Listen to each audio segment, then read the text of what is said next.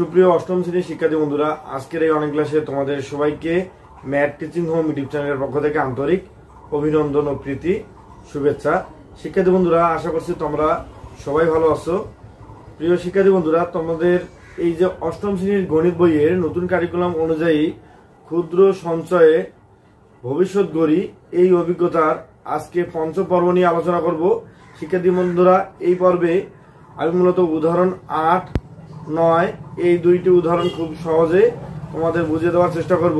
প্রিয় শিক্ষার্থী বন্ধুরা, এখন তোমরা এই গণিত বইয়ের ক্ষুদ্র সঞ্চয় ভবিষ্যৎ গড়ি এই অভিজ্ঞতার 8 নম্বর উদাহরণটি লক্ষ্য করো। এখানে বলছে যে প্রারম্ভিক মূলধন কত হলে 13% হারে 5 বছরের চক্রবৃদ্ধি মূলধন 20,000 টাকা হবে। শিক্ষার্থী বন্ধুরা, আমি আবারও বলতেছি যে প্রারম্ভিক মূলধন কত হলো। তো প্রারম্ভিক মূলধন বলতে এখানে যে একটা ব্যবসা বা একটা মোট টাকা ব্যাংকে জমা রাখার ক্ষেত্রে প্রথমে যে আমরা টাকাটা রাখলাম সেই টাকাটাকে আমরা বলতে পারি প্রারম্ভিক মূলধন, যেটাকে আমরা আসল বলে থাকি বা ইংলিশে বলি প্রিন্সিপাল। তো শিক্ষার্থী বন্ধুরা, এই যে প্রারম্ভিক মূলধন কত টাকা হলে পরে 13% হারে অর্থাৎ 100 টাকায় 13 টাকা লাভ নেওয়া হবে। তো 13% হারে 5 বছরের চক্রবৃদ্ধি মূলধন 20,000 টাকা হবে। তো শিক্ষার্থী বন্ধুরা, এখানে আশা করা যাচ্ছে অবশ্যই তাহলে প্রারম্ভিক মূলধনটা 20,000-এর চেয়ে কম হবে এবং এটা 5 বছরের জন্য বের করতে হবে। তো এইখানে লক্ষ্য করি যে যেহেতু মুনাফার হার দেওয়া আছে যে 13%, তাহলে অঙ্কটা শুরু করার জন্য শিক্ষার্থী বন্ধুরা আমরা ডান দিকে এখন লিখবো যে এখানে মুনাফার হার হচ্ছে 13%। তো মুনাফার হার লিখবো, এরপরে লিখবো চক্রবৃদ্ধি মূলধন, এরপরে লিখবো সময়কাল। তো আমি আবার বলে রাখি যে চক্রবৃদ্ধি মূলধনকে মূলত এ দিয়ে প্রকাশ করা হয়, ঠিক আছে, এবং সময়কালকে এন দিয়ে প্রকাশ করা হয়। তো শিক্ষার্থী বন্ধুরা, এখানে আমরা এখন লিখি যে এখানে মুনাফার হার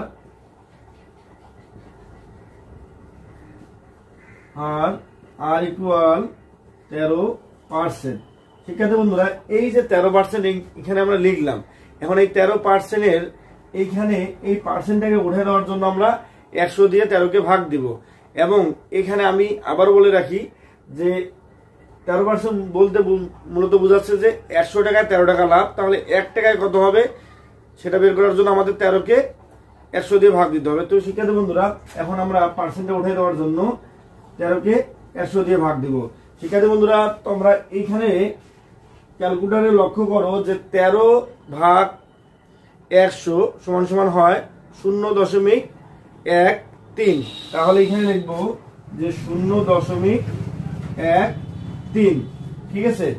এখন আর আছে চক্রবৃদ্ধি মূলধন, ঠিক আছে। তো এরপরে চক্রবৃদ্ধি মূলধন যেটা আছে সেটা যদি আমরা এখানে লক্ষ্য করি যে চক্রবৃদ্ধি মূলধন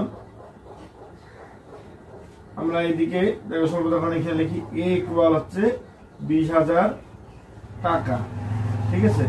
ঠিক আছে বন্ধুরা, এখন বাকি থাকলো সময়কাল, অর্থাৎ সময় এন ইকুয়াল হচ্ছে এখানে 5 বছর। তো শিক্ষার্থী বন্ধুরা, এখানে যেগুলো ডান দিকে লেখার বিষয় বা অঙ্কটা আমাদের করার জন্য যে মানে উপকরণগুলো লাগবে সেগুলো আমরা এখানে আগে ডান দিকে লিখলাম। এখন এইখানে আমরা চক্রবৃদ্ধি মূলধন সূত্রের সাহায্যে, ঠিক আছে, প্রারম্ভিক মূলধনটা খুব সহজে বের করতে পারবো।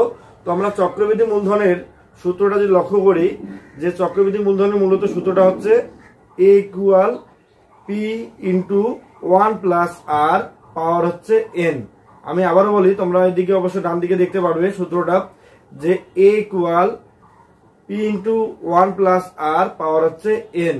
তো এখানে এ বলতে চক্রবৃদ্ধি মূলধনটাকে বোঝাচ্ছে, পি বলতে আসল বোঝাচ্ছে, যেটা আমাদের মান বের করতে হবে প্রারম্ভিক মূলধন, আর 1 সূত্রের 1 এবং প্লাস আর বলতে মুনাফার হার, এবং 1 প্লাস আর এর উপর পাওয়ার আছে যে এন, এখানে এন বলতে সময়কাল বোঝাচ্ছে। তো শিক্ষার্থী বন্ধুরা, এই অঙ্কটা করার জন্য আমরা এখন লিখবো যে আমরা জানি চক্রবৃদ্ধি মূলধন এ ইকুয়াল, এখানে লিখবো আমরা জানি চক্রবৃদ্ধি মূলধন এ ইকুয়াল পি ইন্টু 1 প্লাস আর পাওয়ার হচ্ছে এন। আমি আবার বলে রাখি যে চক্রবৃদ্ধি মূলধনকে এ দিয়ে প্রকাশ করতেছে এবং পি বলতে হচ্ছে প্রারম্ভিক মূলধন, যে প্রারম্ভিক মূলধনটা আমাদের বের করতে হবে। আর এক হচ্ছে সূত্রের এক, আর যোগ আর, আর বলতে এখানে হচ্ছে মুনাফার হারটা, আর এন বলতে হচ্ছে সময়কাল। তো আমরা যদি কোনো কারণে প্রারম্ভিক মূলধন পেয়ে যাই তাহলে আমাদের চক্রবৃদ্ধি মূলধনের মান বের করতে পারবো। এখানে প্রারম্ভিক মূলধনের মান, আর এখানে মুনাফার হার, আর এখানে সময় বসিয়ে দিলে হয়ে যাবে। কিন্তু বিষয় হচ্ছে এখানে আমাদের চক্রবৃদ্ধি মূলধন দেওয়া আছে 20,000 টাকা এবং সেই সাথে মুনাফার হার এবং সময়কালও দেওয়া আছে, কিন্তু আমাদের বের করতে হবে প্রারম্ভিক মূলধনের মান। ঠিক আছে, এই জন্য এই সূত্রটাকে আমরা একটু যদি হিসাবে সুবিধার জন্য এটাকে বাম দিকে লিখি, তো এখানে হবে ইন্টু 1 প্লাস আর পাওয়ার হচ্ছে এন ইকুয়াল হচ্ছে এ, অর্থাৎ এটাকে এদিকে নিয়ে গেলাম আর পুরোটাকে এদিকে নিয়ে গেলাম, সেই জন্য কোনো প্লাস মাইনাসের সাইনও পরিবর্তন হলো না। এখন শিক্ষার্থী বন্ধুরা, যেহেতু আমাদের পি এর মানটা বের করতে হবে, তাহলে পিটাকে এখানে রেখে এই যে এটা আছে পুরোটাই এর সাথে ভাগ হয়ে যাবে। ঠিক আছে, তো শিক্ষার্থী বন্ধুরা লক্ষ্য করি, এখন আমরা লিখবো যে পি ইকুয়াল এই যে এটা আছে এটা থাকবে উপরে, আর এই যে এইটুকু অংশ, এই অংশটুকু এইখানে এর সাথে ভাগ হয়ে যাবে। এই জন্য লিখবো 1 যোগ আর পাওয়ার হচ্ছে এন। এখন এই এর মান, আর এর মান এবং এন এর মান, এই তিনটা মান বসাই দিলেই আমি এইখানে তোমাদের প্রারম্ভিক মূলধনটা বলে দিতে পারবো। তো এই জন্য লিখবো শিক্ষার্থী বন্ধুরা যে এখানে এই কল হচ্ছে 20,000 টাকা, এখানে লিখবো 20,000, আর এখানে 1 যোগ আর এর মান কত, যে 13%, 13কে আমরা 100 দিয়ে ভাগ দিয়ে দিয়েছি, অর্থাৎ 0.13। তো এখানে বসাবো 0.13, তারপরে ব্র্যাকেট ক্লোজ, আর এন বলতে সময়, সময় আমরা এখানে পেয়ে গেছি 5 বছর, সেজন্য আমরা এখানে 5 বসাই দিব। এখন শিক্ষার্থী বন্ধুরা এর পরের লাইনটা আরো খুব সহজ, আমরা শুধু এখন হিসাবগুলো করে দিব যে 20,000 আছে, 20,000 এখানে বসাবো, আর এই যে 1 যোগ 0.13, এটা যদি আমরা যোগ করি তাহলে হবে 1.13, অর্থাৎ এই শূন্যর সাথে 1 যোগ হয়ে যাবে, এখানে হবে 1 আর এখানে 1.3 পাশে বসবে। এখন শিক্ষার্থী বন্ধুরা এই যে 1.13 এর উপরে পাওয়ার হবে 5, তাহলে এটার উপরে যদি পাওয়ার 5 হয় তাহলে আমরা এটা ক্যালকুলেটরে হিসাব করে দেখি, এবং সেই সাথে তোমরা এখানেও সাইডে দেখতে পারবে।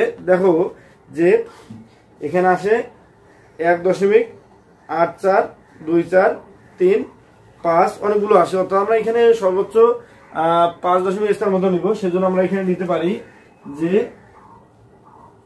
এখানে, আচ্ছা জায়গা কি হচ্ছে, ঠিক আছে জায়গা হচ্ছে, তাহলে আমরা এখানে 20,000 ভাগ এখানে নিব 1.8423, ঠিক আছে। আর বেশিগুলো নিচ্ছি না, 5.1 মতো নিলেই আমাদের হয়ে যাবে, অর্থাৎ এখন 20,000 কে এটা দ্বারা আমরা ভাগ দিব। তো শিক্ষার্থী বন্ধুরা আবার এখানে ডান দিকে লক্ষ্য করো ক্যালকুলেটরে যে 20,000 ভাগ 1.8423, ঠিক আছে, ইকুয়াল আমাদের এখানে বের হবে 10,855.22, অর্থাৎ আমরা এখানে আর 2.1 মধ্যে নিতে পারি যে এত টাকা, এত টাকা। এটা হচ্ছে যেহেতু দশমিক আসছে শিক্ষার্থী বন্ধুরা, এর জন্য আমরা এখানে লিখে দেবো প্রায়, ঠিক আছে। তো আমাদের এই যে পি এর মানটা বের হয়ে গেল, এটা আসলে মূলত হচ্ছে প্রারম্ভিক মূলধন, এখানে আর পি করে লিখলাম না। শিক্ষার্থী বন্ধুরা বলে রাখি যে আমাদের প্রারম্ভিক মূলধন নির্ণয় করার ক্ষেত্রে আমরা এই যে সূত্রটাকে এদিকে নিয়ে আসলাম এবং এ চক্রবৃদ্ধি মূলধনটাকে এদিকে নিয়ে গেলাম, এরপরে পিকটাকে একাই রেখে এইটা এর সাথে ভাগ করে দেওয়ার পরে এর মান হচ্ছে 20,000, আমরা ওইখান থেকে পেয়ে গেছি 20,000 বসাই দেওয়া হলো। এরপরে একে বসলো যোগ আর এর মান হচ্ছে 0.13, এটা বসছে, আর এন এর মান হচ্ছে 5 বছর, ঠিক আছে, সময়কাল। তারপরে 1 যোগ 0.03 যোগ করলে হয় 1.13, আবার 1.13 এর উপরে যদি আমরা পাওয়ার 5 দেই, ঠিক আছে, তাহলে হবে 1.842443, আরো অনেকগুলো হয়, তো আমরা 5.1 মধ্যে এখানে নিলাম। তো এখন 20,000 কে যদি আমরা এটা দিয়ে ভাগ দেই আমরা পেয়ে গেলাম 10,855.22, আরো পাওয়া যায় অনেক, তো আমরা 2.1 মধ্যে নিয়ে আমরা এখন টাকা লিখে প্রায় লিখলাম, যেহেতু এই সংখ্যাটা একটু কম বেশি হতে পারে, ঠিক আছে। তো শিক্ষার্থী বন্ধুরা এখন আমি অঙ্কটা শুরুর দিকে আবারও তোমাদের মনে করে দেই যে অঙ্কটা ছিল এরকম, প্রারম্ভিক মূলধন কত টাকা হলে পরে 13% হারে 5 বছরের চক্রবৃদ্ধি মূলধন 20,000 টাকা হবে। তো শিক্ষার্থী বন্ধুরা আমি এখানে বলে রাখি যে মূলত প্রারম্ভিক মূলধন 10,855 টাকা ছিল, এটাই 13% হারে 5 বছরের চক্রবৃদ্ধি মূলধন হয়ে গেছে 20,000 টাকা। তো শিক্ষার্থী বন্ধুরা আশা করছি এই 8 নম্বর উদাহরণটিও তোমরা খুব সহজে বুঝতে পারছো। এরপরে আমরা 9 নম্বর উদাহরণটি লক্ষ্য করি। সুপ্রিয় অষ্টম শ্রেণীর শিক্ষার্থী বন্ধুরা, এখন আমরা এই গণিত বইয়ের ক্ষুদ্র সঞ্চয়ে ভবিষ্যৎ গড়ি এই অভিজ্ঞতাটির 9 নম্বর উদাহরণটি নিয়ে আলোচনা করব। শিক্ষার্থী বন্ধুরা তোমরা উদাহরণটি লক্ষ্য করে এরকম যে 9% হারে 15,000 টাকার 7 বছরের চক্রবৃদ্ধি মুনাফা কত। শিক্ষার্থী বন্ধুরা এই অঙ্কটি করার জন্য আগে আমাদের দেখতে হবে কি কি দেওয়া আছে। বলছে যে 9% হারে, অর্থাৎ মুনাফার হার হচ্ছে 9%, এবং এখানে আবারও বলছে যে 15,000 টাকা। তো যেহেতু 15,000 টাকার বলছে সেজন্য এখানে মূলধন বা প্রারম্ভিক মূলধন হবে 15,000 টাকা, এবং এখানে সময় বলছে 7 বছর। তো সময়টা লিখতে হবে n = 7 বছর। তো এই অঙ্কটি খুব সুন্দরভাবে তোমাদের বুঝিয়ে দেওয়ার জন্য আগে আমি ডান দিকে যে মুনাফার হার, তারপরে সময়, তারপরে প্রারম্ভিক মূলধন আছে এগুলো লিখে ফেলি, ঠিক আছে। তো শিক্ষার্থী বন্ধুরা লক্ষ্য করি যে আমরা এখানে লিখব যে এখানে মুনাফার হার, ঠিক আছে, মুনাফার হার আর ইকুয়াল হচ্ছে 9%। যেহেতু এখানে 9% লিখে ফেলছে, তো 9 কে এখন আমরা 100 দিয়ে যদি ভাগ দেই তাহলে পার্সেন্টটাকে উঠাই দিতে পারবো। এবং 9%-এর বেলায় আমি এটাও আবার বলতেছি যে 100 টাকায় 9 টাকা নেওয়া হবে, ঠিক আছে। তো এই জন্য পার্সেন্টটাকে উঠে দেওয়ার জন্য আমরা এখানকে 9 কে 100 দিয়ে ভাগ দিব। তো এখানে ভাগ দিলে হবে 0.09। শিক্ষার্থী বন্ধুরা তোমরা এখানে ক্যালকুলেটর দিয়ে হিসাব করে দেখতে পারো। এরপরে যেটা দেওয়া আছে প্রারম্ভিক মূলধন P ইকুয়াল, তো দেখি এখানে প্রারম্ভিক মূলধন দেওয়া আছে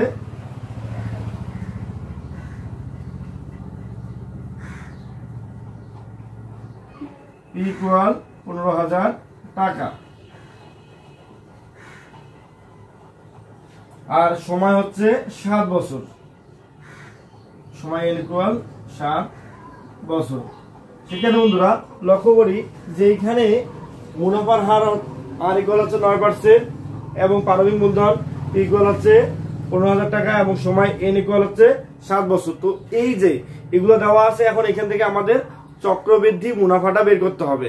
তো শিক্ষার্থী বন্ধুরা আমি তোমাদের এটা বলে রাখি যে চক্রবৃদ্ধি মুনাফা আমরা কিভাবে পাবো, সেটার আগে আমাদের বের করতে হবে চক্রবৃদ্ধি মূলধন।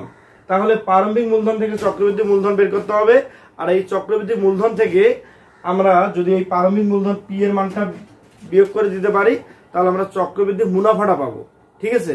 অর্থাৎ আমরা চক্রবৃদ্ধি মূলধনটা পাচ্ছি না, মুনাফা পাবো। কিন্তু এইখানে যে চক্রবৃদ্ধি মুনাফার একটা সহজ মানে শর্টকাট সূত্র আছে, সেটা বলি যে আমরা এখানে লিখতে পারি যে আমরা জানি চক্রবৃদ্ধি মুনাফা, আসলে চক্রবৃদ্ধি মুনাফাটাকে C দিয়ে প্রকাশ করে, ঠিক আছে।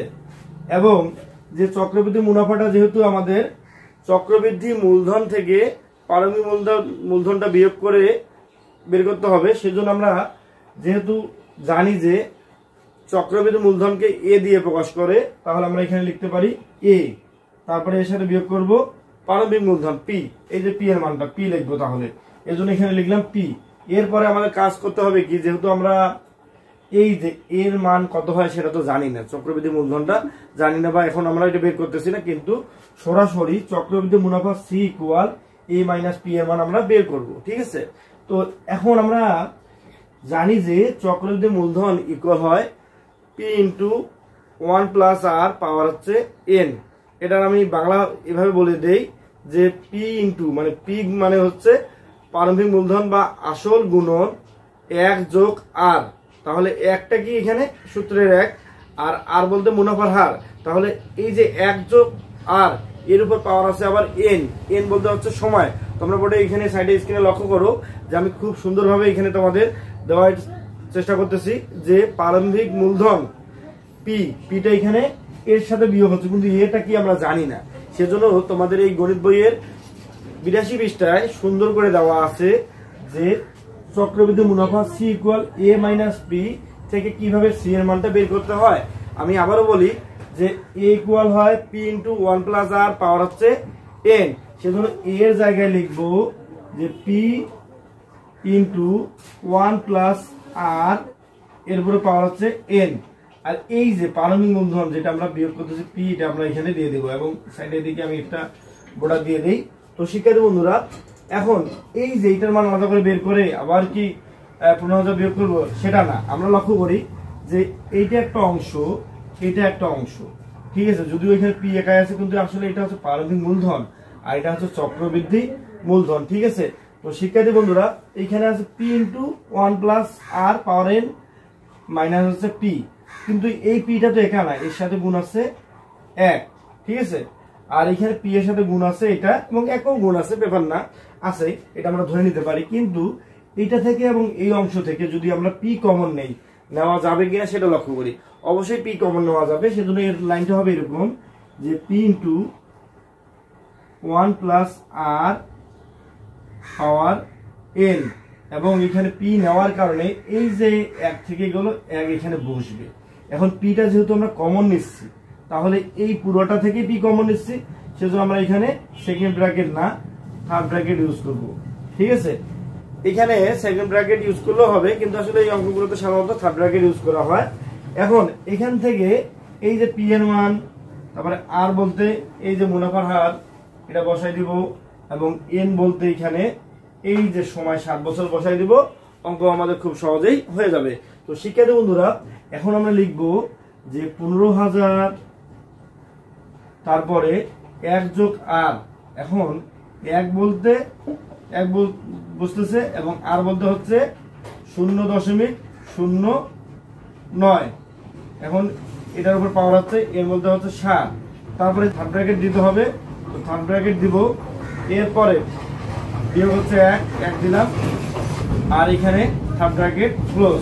তো শিক্ষার্থী বন্ধুরা, এখানে আবার লিখতেছি যে 15,000 তারপরে 1 + 0.09, এটা যদি আমরা যোগ করি তাহলে 1 এর সাথে 0 যোগ করলে হবে 1, আর এখানে 0.09 বসলো, এর উপরে পাওয়ার হচ্ছে 7, ঠিক আছে, আর বিয়োগ হচ্ছে 1। তারপরে দেখি যে আমাদের যেহেতু এটা এই পুরোটারই সাথে 15,000 গুণ হয়, সেজন্য এখানে আবার থার্ড ব্র্যাকেট হবে।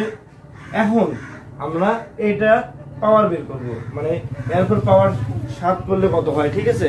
তো শিক্ষার্থী বন্ধুরা, আমরা ক্যালকুলেটরের সাহায্য নেই এবং তোমরা এর সাইডেও দেখতে পারবে যে 1.109 এর উপর পাওয়ার যদি 7 দেই, তাহলে আমরা পাবো যে 1.8280391 অনেকগুলো সংখ্যা। তো আমরা এখানে হিসাবে সুবিধার্থে দশমিক স্থান নিব 5টি, ঠিক আছে, অর্থাৎ 1 দশমিক এরপরে 5 সংখ্যা নিব, ঠিক আছে। তো এখানে লিখি 15,000, ঠিক আছে, আর এখানে এটার মান নিব যে গুণন 1.82803 আর বিয়োগ হচ্ছে 1, ঠিক আছে। এখন আমরা শুধু ফার্স্ট ব্র্যাকেট ইউজ করবো, থার্ড ব্র্যাকেট ইউজ করবো না, যেহেতু আমাদের এখানকার হিসাব শেষ।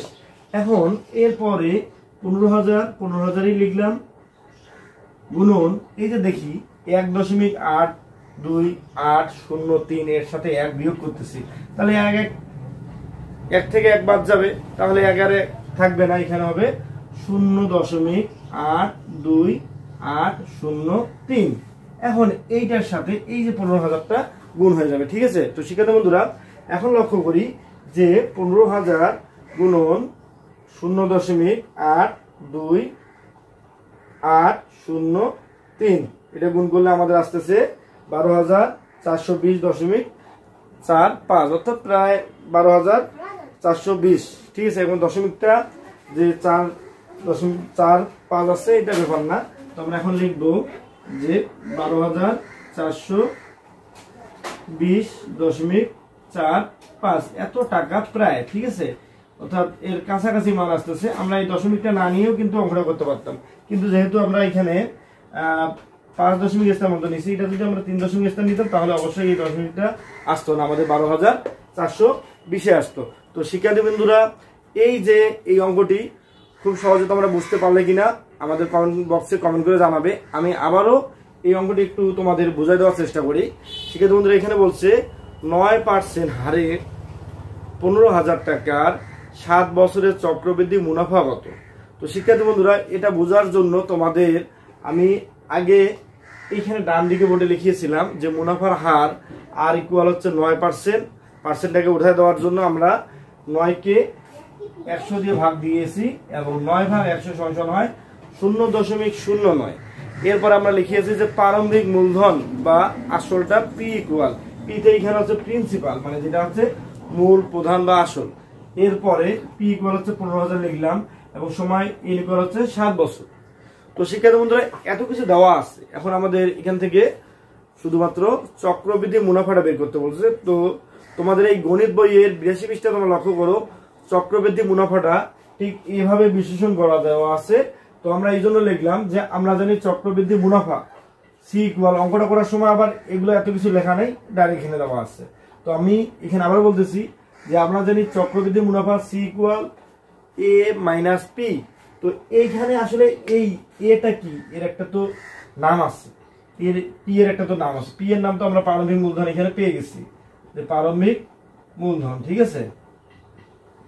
আর এই যে এটা যে আছে, এটা মূলত কি, এটা হচ্ছে চক্রবৃদ্ধি মূলধন, ঠিক আছে। অর্থাৎ এই যে মুনাফাটা সহ, ঠিক আছে, একটা প্রারম্ভিক মুনাফাটা সহ যে মূলধনটা হয় সেটা হচ্ছে চক্রবৃদ্ধি মূলধন, যদি এটা মানে চক্রাকারে হয়, ঠিক আছে। তো আমরা চক্রবৃদ্ধি মূলধন ইকুয়াল জানি যে পি ইন্টু 1 যোগ আর পাওয়ার হচ্ছে এন, আর এখানে মূলধনটা বিয়োগ, অর্থাৎ চক্রবৃদ্ধি মূলধনের সূত্র হচ্ছে এটা, এবং এ মাইনাস পি ইকুয়াল হচ্ছে চক্রবৃদ্ধি মুনাফার সূত্র।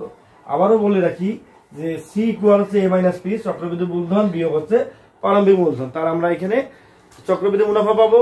এরপরে এখন যেহেতু এটার মানে এটা এবং পি পি এ বলছে, এখন দেখি এখানে পি আর এখানে পি কমন নিলাম, তাহলে থাকলো 1 যোগ আর পাওয়ার এন, আর এখানে থাকলো এই পি কমন নিয়েছি সেজন্য 1 আছে সাথে 1 বসে গেছে।